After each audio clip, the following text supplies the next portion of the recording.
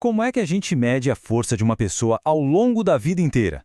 Parece uma pergunta simples, né? Mas, na verdade, é um quebra-cabeça e tanto, que envolve envelhecimento, o auge do desempenho e, no fim das contas, o que realmente significa ser o mais forte.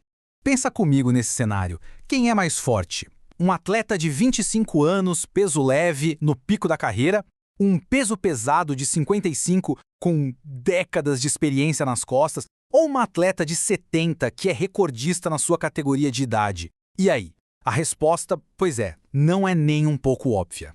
Beleza? Então, vamos mergulhar nisso. Primeiro, a gente vai entender por que essa comparação é um nó difícil de desatar. Depois, vamos olhar os 3 fatores principais que entram nessa conta. Aí vem a parte legal, como a ciência está conseguindo nivelar o jogo para todo mundo.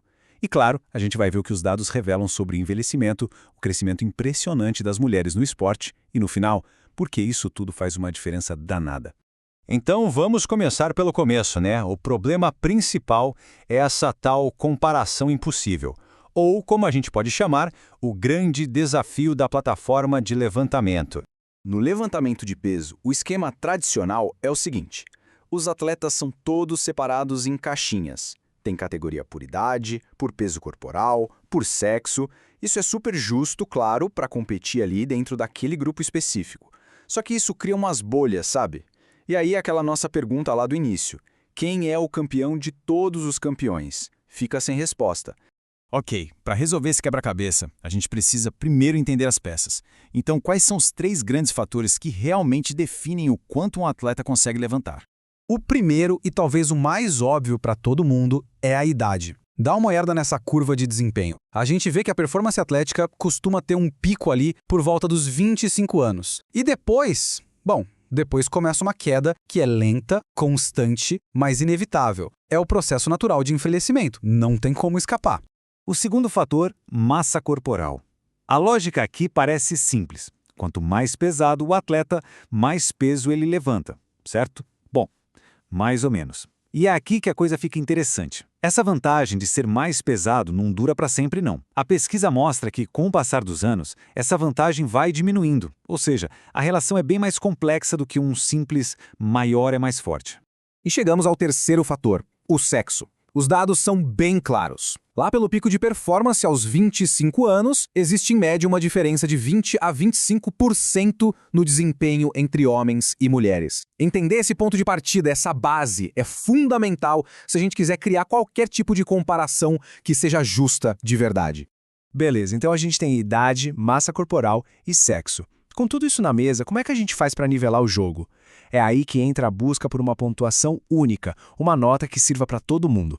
E a solução tem nome, pontuação H mais M. Parece complicado, mas a ideia é genial. É um modelo estatístico, uma fórmula bem inteligente que pega o peso total que o atleta levantou e ajusta esse número.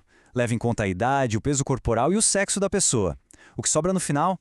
Uma pontuação única que dá para comparar. Não importa se o atleta é homem, mulher, novo, velho, leve ou pesado.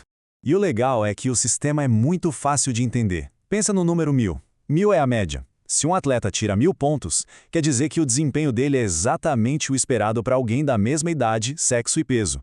Tirou mais de 1000, está acima da média do seu grupo. Menos de 1000, está abaixo. Simples assim. Ok, agora que a gente tem a ferramenta na mão, vamos usar, né? E é aqui que a história fica boa de verdade. Prepara, porque os dados revelam umas coisas bem surpreendentes sobre envelhecimento e força. Vamos a uma pergunta-chave que esse modelo finalmente consegue responder. O ritmo de queda de performance com a idade, ele é igual para homens e mulheres?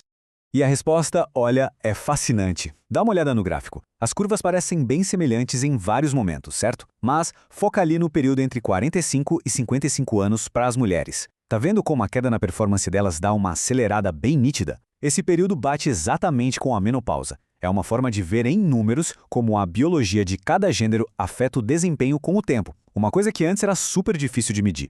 Outra descoberta importantíssima que saiu do estudo foi essa. Com o passar dos anos, o peso corporal passa a influenciar menos no resultado final. O que isso quer dizer na prática? Que aquela diferença de performance entre um atleta leve e um pesado vai diminuindo com a idade. Claro, ser mais pesado ainda ajuda, mas ajuda bem menos aos 65 anos do que ajudava aos 35. E agora, a gente vai para uma das histórias mais incríveis que esses dados contam. Uma história sobre participação, sobre performance, a história da ascensão das mulheres no levantamento de peso. Olha, o crescimento foi surreal. Pensa só. Em 2010, nos Mundiais de Masters, as mulheres eram só 14% dos atletas. 14%. Agora, avança o tempo para 2025. Esse número pula para 51%. Isso mesmo, mais da metade. Elas não só passaram a competir, elas viraram a maioria. E claro, esse boom na participação se refletiu direto na performance. Este gráfico aqui mostra a pontuação média das mulheres com o passar do tempo. Conforme mais e mais mulheres foram entrando no esporte, a pontuação média foi subindo, até que se estabilizou, ali por volta de 2018. E essa estabilização é super importante. É o sinal de que a performance feminina atingiu um nível de maturidade.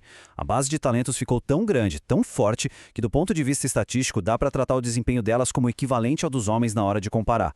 Isso valida o modelo inteiro, mostra que ele funciona. O que nos leva à pergunta final e talvez a mais importante de todas. Tá, legal, mas para que serve tudo isso? Como é que essa pontuação sai da teoria e vai para o mundo real? Lá para a plataforma de competição. Os benefícios são bem práticos. Olha só, dá para criar novos tipos de competição. Dá para fazer pela primeira vez eventos de equipes mistas que sejam realmente justos. Ajuda cada atleta a saber de verdade como está o seu progresso. E claro, faz a gente entender muito mais sobre como o nosso corpo envelhece. E isso não é só uma ideia no papel, não. Essa pontuação já está alinhada com os planos da Federação Internacional de Halterofilismo. Para quem é atleta ou técnico, é uma ferramenta incrível para se comparar com as pessoas certas, com o seu grupo específico. E, pensando maior, fora do esporte, isso traz um conhecimento valioso sobre saúde, mobilidade e mostra o benefício gigantesco de treinar força a vida inteira. Então, no fim das contas, a gente achou um jeito justo de comparar força. E isso deixa uma pergunta no ar, né? Se a gente conseguiu fazer isso com força, que outras habilidades humanas a gente poderia começar a medir e entender desse jeito novo? O que mais a gente pode descobrir sobre até onde o nosso potencial pode chegar?